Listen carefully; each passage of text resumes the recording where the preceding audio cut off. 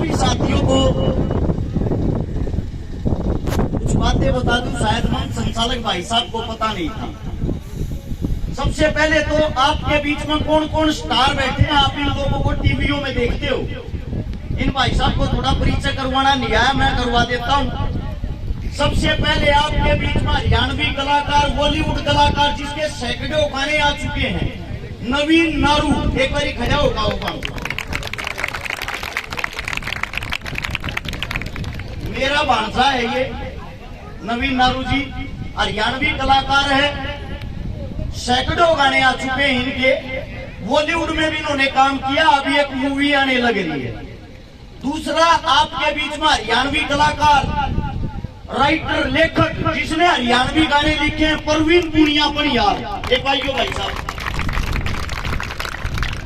आदमिया का परिचय से तो पता तो हो गया आप लोगों को आपके बीच में आए कौन है। एक हमारे हरियाणा का बहुत ही बड़ा किसान नेता, कौम के लिए जीने मरने वाला, हमारे बीच में हमारा बड़ा भाई है अजीत गणगस धर्माना।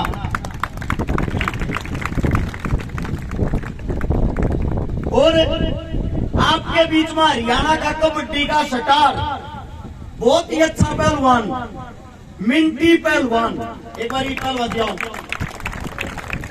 ये हाल फिलहाल कबड्डी का स्टार है, इस उम्र में हाल फिलहाल भी खेलने लग रहा है। और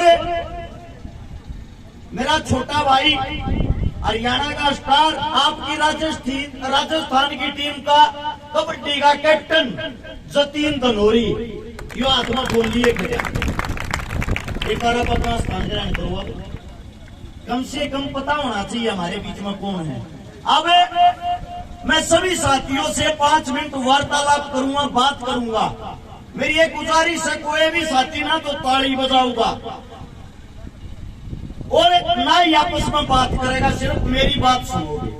5 मिनट के बाद मैं आप लोगों की बात सुनूंगा जो आप कहोगे। ये प्रोग्राम जो कराया जा रहा है शहीद भगत सिंह युवा क्लब। अब सबसे बड़ी चीज आती है शहीद भगत सिंह। भगत सिंह को मैं कितना मानता हूं आप लोगों को दिखा दूं। मेरी छाती को जो छप रहा है वो भगत सिंह है। मेरी छाती को जो छप रहा है वो भगत सिंह है। मेरे लिए, मेरी मां से, मेरे बाप से बढ़कर भगत सिंह है, जिसको मैंने पढ़ा है और जिसको पढ़ के मैंने बहुत कुछ सीखा है। आप लोगों ने इस भगत सिंह से क्या सीखा है, ये सवाल मेरा सबसे रहेगा, लेकिन ये बाद में पूछूंगा। पहले आप लोगों को बताता हूं शहीद आजम भगत सिंह कौन था। सिर्फ और सिर्फ आप लोगों को उसके जीवन के आखिरी 12 घंटे बताऊंगा।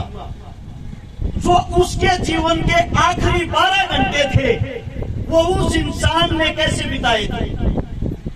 23 मार्च का दिन था 1931 में, हम गुलाम थे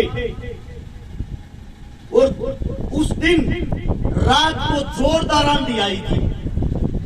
जब जोरदार आंधी आई, सवेरा निकला। सवेरा निकलने के बाद ठंडा मौसम था, जो मौसम हाल फिलहाल का है। जैसे आप लोग बैठे हुए हो सब, लाहौर जेल के बाहर ऐसे ही लाखों आदमी इकट्ठे हो रखे थे उस भगत सिंह के लिए, राजगुरु के लिए, सुखदेव के लिए। वे तीनों शेर जेल के अंदर, ये लगा लो जहां मैं खड़ा हुआ हूं ये लाहौर की जेल है, और जहां आप लोग बैठे हुए हो आप सब जेल के बाहर हो। अब वो दिन बताता हूं आप लोगों की, रोम रोम तर्राएगा अगर आप बातें सुनोगे। उस दिन जेल का वार्डन शरद सिंह आता है शाम के 4 बजे और सबके गेट बंद करते हुए, सबके दरवाजे बंद करते हुए कहता जल्दी से सब अंदर हो जाओ, ऊपर से आदेश है। उसी जेल की 14 नंबर कोठड़ी में शहीद आजम भगत सिंह, जिसकी जो जेल थी, जो कोठड़ी थी 6 बाई 8 की, 6 फुट चौड़ी, 8 फुट लंबी, उसके नीचे कच्ची हरी हरी घास उगरी, उसके अंदर शहीद आजम भगत सिंह, जिसका कद 5 फुट 11 इंच, जिसकी कमर का साइज 27 जिसकी छाती का साइज 32, जिसके पैर में जूता आता था 7 से 8 नंबर का। आप लोग सोचते हो भगत सिंह कोई भीम था, ताकतवर था, ऐसा नहीं है। अंदाजा लगा लो वो कैसा होगा। जिस वक्त उसकी फांसी का टाइम था उस वक्त उसका वजन था 62 किलो, और जिस वक्त वो जेल के अंदर गया उस वक्त उसका वजन था 57 किलो। अब गौर करने की बात सुनना, भगत सिंह कौन था, भगत सिंह की क्या विचारधारा थी। जब चरत सिंह उस गेटों को बंद करते हुए आता है, उसके बाद आता है बरकत नाई, जो जेल का नाई था, जोर जोर से आवाजें निकालते हुए, रोते हुए, ओए मेरे भगते को मार देंगे आज, ये गोरे लोग मेरे भगते को मार देंगे आज। सबको पता लग गया कोई न कोई अनहोनी होने वाली है। इतनी देर में सरदार जी का वकील आ जाता है, प्राणनाथ मेहता। वो भगत सिंह को कहता है, सरदार जी आपको फांसी होनी थी कल सुबह 6 बजे, लेकिन ये लोग आपको आज ही फांसी देना चाह रहे हैं, ये इतने भयभीत हो गए हैं, इतने डर गए हैं। भगत सिंह बोला, मेरे को फांसी की चिंता नहीं है, मैंने एक किताब मंगाई थी, वो किताब लेके आए। प्राणनाथ मेहता ने वो किताब निकाल के दे दी, जिसका अंतिम समय चंद घंटों के बाद उसके सामने खड़ा है। वो इंसान आराम से शेर की तरह किताबें पढ़ रहा है, वो इंसान आराम से किताबें पढ़ रहा है। प्राणनाथ मेहता, उसका वकील, बोला, देश के लिए कुछ कहना चाहते हो आखिरी शब्द। भगत सिंह जी ने कहा, साम्राज्यवाद मुर्दाबाद, इंकलाब जिंदाबाद, इससे अलग मैं कुछ नहीं कहना चाहता। ये बात होने के बाद प्राणनाथ मेहता ने देखा एक छोटा बच्चा, आज भी इसके अंदर इतना जोश, इतना लीडर, और जेल के बाहर इतने आदमी खड़े थे, अगर एक आदमी जेल की एक ईंट उठाता ना, उस जेल को तोड़ के रख देते। लेकिन हम गुलाम थे, हमारे पैरों में जंजीरें थी। उस जेल के बाहर ही खड़ा हुआ एक इंसान विलाप कर रहा था, जिसका नाम था बोघा, जो वाल्मीकि जाति से था। बोघा, वाल्मीकि। आप लोग आजकल जातिवादों में अपनी ऐसी तैसी कराते हो, आपस में लड़ते हो, आपस में भेदभाव करते हो।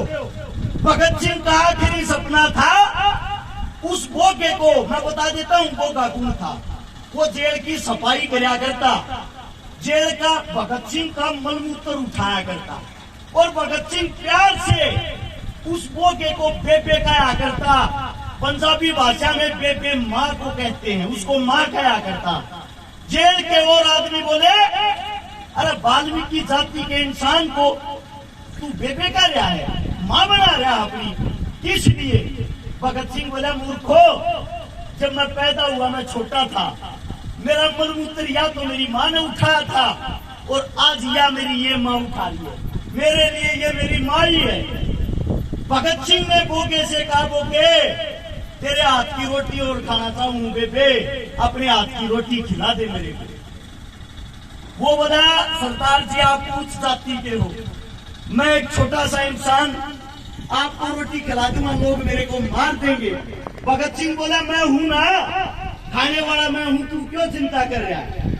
वो अपने घर से रोटी बना के लाता अपने हाथों से, और वो टूक तोड़ के एक निवाला भगत सिंह के जैसे ही मुंह में देता है। बोगे की आंखों से आंसू निकल आए, बोला, रे भगते, तू किस मिट्टी का बना हुआ है, तू किस मिट्टी का बना हुआ है? लोग आपस में जातिवाद में लड़ रहे हैं और तू इतना प्यार कर रहा है सबसे। वही बोगा जेल के बाहर खड़ा था। भगत सिंह की आखिरी ख्वाहिश थी एक बारी उसके हाथ की रोटियां खाऊं। वो बाहर चिल्लाता चिल्लाता बेहोश हो गया, जेल के अंदर उसको भी नहीं घुसने दिया। जब भगत सिंह को अंग्रेज आए, वो टीम आई, फांसी के लिए लेके चल दिए। फांसी के लिए जब लेके गए, तीनों से पूछा गया तुम्हारी अंतिम इच्छा? गाली देते हुए बोला, शहीद आजम सरदार, अबे कुत्तो, आखिरी इच्छा यही है, इस देश को छोड़ के चले जाओ। पहली इच्छा भी यही थी, इस देश को छोड़ के चले जाओ। हंसते हुए कहा, ये तुम्हारे बस की नहीं, अपनी फांसी की तैयारी करो। 7:28 पे उन योद्धाओं को फांसी के फंदे पर चढ़ाया जाता है। 7:33 पे उनकी फांसी पूरी होती है। उस 5 मिनट के दौरान जब ये पूछा गया तुम्हारे में से सबसे पहले फांसी के फंदे को कौन चूमना चाहेगा, एक ऐसा पागल था जिसका नाम था सुखदेव। उसका कहना था मैं देश के लिए एक बार मरना चाहता हूँ। सुखदेव ने हंसते हुए कहा सबसे पहले फांसी के फंदे को मैं चूमूंगा। पहले सुखदेव का नंबर, फिर भगत सिंह का, फिर राजगुरु का। बाहर उसकी माताजी खड़ी थी। उसकी माताजी ने कहा था बेटा जिस फांसी के फंदे को तू अपनी दुल्हन कहता है, जब वो तेरे गले में डल है तेरी आवाज मेरे कानों तक सुनाई देनी चाहिए। ये बताया जाता है उस वक्त भगत सिंह ने इंकलाब जिंदाबाद का नारा इतने जोर से लगाया था, बाहर खड़े 1 लाख आदमियों को साथ सुनाई दिया था। उनको मृत घोषित करके हमारे देश के जवानों को, हमारे देश के क्रांतिकारियों को उनके टुकड़े टुकड़े कर दिए। उनके टुकड़े टुकड़े करके सोचा इनको जेल के अंदर चलाओगे, बाहर पब्लिक को पता लग जाएगा। बाहर से ट्रक मंगा लिया, ट्रक मंगाकर उसके अंदर बोरियों में बांध के उन लाशों को बदतमीजी के साथ भगाया गया और पिछली जेल की दीवार तोड़कर वहां से निकाल के ले गए सतलुज के किनारे। सतलुज के किनारे जब लेके गए वहां के गांव जाग गए और उन अंग्रेजा का हमला बोल दिया। आधी कच्ची जो लाश थी उसको वहां से वापस निकाल दिया। जिनका पूरा शरीर सड़ा नहीं था, अंतिम संस्कार हुआ नहीं था, उसको निकाल के अगले दिन की जब सुबह होती है सबको पता लग जाता है हमारे बीच भगत सिंह, राजगुरु, सुखदेव नहीं रहे। वो लाखों आदमी उनके अंतिम संस्कार में काले कपड़े पहन के, काली पट्टी हाथा पर बांध कर, काले झंडे हाथा में लेकर उन तीनों की लाशों को लेके, उन तीनों की लाशों को सोच के देखो, एक अधजली लाश को, तीनों लाशों को भगत सिंह की माँ के पास था। भगत सिंह की माँ जिसको अपनी गोदी में ले ली है, भगत सिंह का पिताजी सरदार किशन सिंह उन तीनों बेटों को अपनी गोदी में उठाए हुए। वो मंजर कैसा होगा? उसको लेके अंतिम संस्कार के लिए जब जाते हैं, उनका अंतिम संस्कार हिंदू और सिख दोनों रीति रिवाजों के द्वारा किया जाता है वहां पे। लेकिन सबसे पहले जो नवज पढ़ता है, नवज पढ़ने का काम किया वो मौलवी ने किया। उसके बाद ब्राह्मण ने उनके अंतिम संस्कार का क्रियाक्रम किया। और एक आज का समय है जो हमें एक करने के लिए इस देश को छोड़ के चले गए, जिनकी लाशों का बदला आज तक नहीं लिया गया, आज तक उनको शहीद का दर्जा नहीं मिला, आज तक उनका कहीं जिक्र नहीं होता, आज तक कोई भी पार्टी उनके विचारों पे नहीं चल पाई। उनके सबसे पहले विचार थे हम सब एक हैं, हम सब इंसान हैं। कोई भी सरकार आए आप लोगों को हिंदू मुसलमान जातिवाद में बांट के, धर्मवाद में बांट के लड़ाती रहेगी, आप लोगों का फायदा उठाती रहेगी। मैं आप सभी साथियों से पूछना चाहता हूँ, आज इस वक्त लिम्पी नाम की बीमारी चली हुई है, सबको पता होगा। हमारी गौ माताएं कैसे तड़प तड़प के मर रही है। भाजपा सरकार, कोई पार्टी वाला बैठा हो भाई बुरा मत मानना, बात को समझना और सुनना। भाजपा सरकार जब 2014 में चुनाव लड़ने आई, उन्हें कहा था गौ माता की रक्षा हम करेंगे। उनने करी भी गौ माता की रक्षा। कैसे करी? भारत 20वें नंबर पर था गाय का मीट बेचने में, जिसको बीफ कहते हैं। आज भारत 30वें नंबर पर है। या रक्षा करी, जितनी गाय पहले कटती थी उससे 3 गुना बढ़ गई। आज लिम्पी नाम की जब बीमारी आती है, हमारे देश का प्रधानमंत्री, हमारे देश का राजा बाहर से चीते लाता है। मैं पूछना चाहता हूँ कहाँ अपने बाप की शादी में लेके जाएगा उनको? क्या कमाएंगे वे? उनके पास इस बात का कोई जवाब है? क्या काम आएंगे उनके लिए वे? हर जगह बस उनको एक ही काम है, इस लोगों को आपस में लड़ा दो, भिड़ा दो, हिंदू मुस्लिम करा दो, उसको उसका दुश्मन बना दो और तुम राज करते रहो। जो काम अंग्रेज करते थे आप लोगों को लड़ा के, वही काम आज हो रहा है, वही काम आज हो रहा है। हम आज कौन सा आजाद हैं? आप सबसे पूछना चाहता हूँ, आप अपने आप को आजाद मानते हो? देश को आजादी 47 में मिली थी, 1947 में। उसके पूरे 4 साल बाद 1951 में शहीद चंद्रशेखर की माता जी की मृत्यु हुई थी, देहांत होया था। चंद्रशेखर की मां, नाम देखो कितना बड़ा, देश का क्रांतिकारी योद्धा, उसकी माता जी की मूर्ति तक नहीं लगने दी थी आप लोगों की सरकार ने, आप लोगों के प्रधानमंत्री ने। पता है क्यों? इसलिए अगर इसकी मूर्ति लगी, लगने के बाद इनकी क्रांतिकारी विचारधारा फिर ऊपर आ जाएगी। आप लोगों को नहीं पता हो, भगत सिंह, चंद्रशेखर जब हमारे बीच नहीं रहे, उनके 50,000 साथी अंग्रेजों ने ढूंढ ढूंढ के बुरी तरह तड़पा के मारे। वही हालात आज हो रखे हैं। जब आप लोगों के पास में आपका कोई साथी तड़पता है, आपकी गौ माता आज बुरे तौर से जूझ रही है, कहां चले गए भैया वे गौरक्षक? वे गौरक्षक जो पार्टियों में, उनकी बातें कर रहा हूं मैं, इनकी नहीं।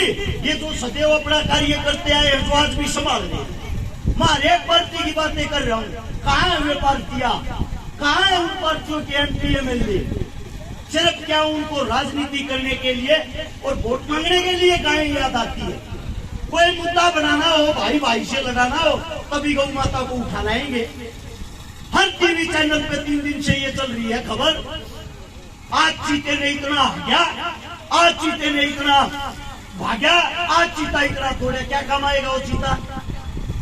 अगर वो काम आने के लिए लाए होते, काम करो, उसको संसद के अंदर ही छोड़ दो, सारे जितने निकम्मे नेता होंगे सबको खा जाएगा। यार कोई काम होता है देश के लिए, देश को डुगडुगी समझ रहे क्या? कोई भी आओ, बचाओ और चले जाओ। हमारा इंसानियत के नाते धर्म बनता है। आज हमारी गौ माता खतरे में है, तो सबसे पहले सारे काम छोड़ के हम सबका, जो अपने आप को हिंदू कहता, सच्चा हिंदू, उसका फर्ज बनता है। गौ माता से बड़ा उसके लिए कोई फर्ज नहीं। सबसे पहले अपनी गौ माता को बचाएं। आपके घर में 100 रुपए हो, 200 रुपए, 500 रुपए हो, इतने रुपए में आप लोग गरीब नहीं होते। कोई 300 रुपए की दिहाड़ी भी करता है ना, अगर एक दिन की अपनी दिहाड़ी दे देगा, वो गरीब नहीं होता। आप मंदिरों में भी तो दान देते हो, मस्जिदों में भी तो दान देते हो, गुरुद्वारे में भी तो दान देते हो। आज हमारी गौ माता दान मांग रही है, हमारा हक बनता है हम उस गौ माता को दान दे। और सबसे पहले भाई कमेटी वालों को एक बात मैं कहना चाहता हूँ, सबसे पहला दान 5100 रुपए का अपनी जेब से मैं दे रहा हूँ। कोई भी आके स्वीकार कर ले, मेरे मुख से कोई गलत बात निकली हो उसके लिए मैं माफी चाहता हूँ। और पास की गौशाला से शायद कमेटी आई है, पाड़ी गांव से कमेटी आई है भाई। 5100 रुपये इस गांव को, 5100 रुपये उस गांव वालों को दे रहा हूँ। आपका बच्चा हूँ, आपके बीच कहूँ मैं, कोई नेता मंत्री तो हूँ नहीं। जैसा मेरा जुबान है वैसे आपके चरणों में ये अरदास है, इसको आप प्राप्त करें। और मेरे मुंह से कोई गलत शब्द, कोई गलत बात निकल गई हो, अपना बच्चा, अपना भाई, अपना बेटा समझ के माफ कर दे। अगर मेरी बात आप लोगों को अच्छी लगी हो तो एक बारी नारा लगाएंगे इंकलाब का और गौ माता का। तैयार हो? बोलो इंकलाब, इंकलाब, गौ माता की, गौ माता की। धन्यवाद आप सबका।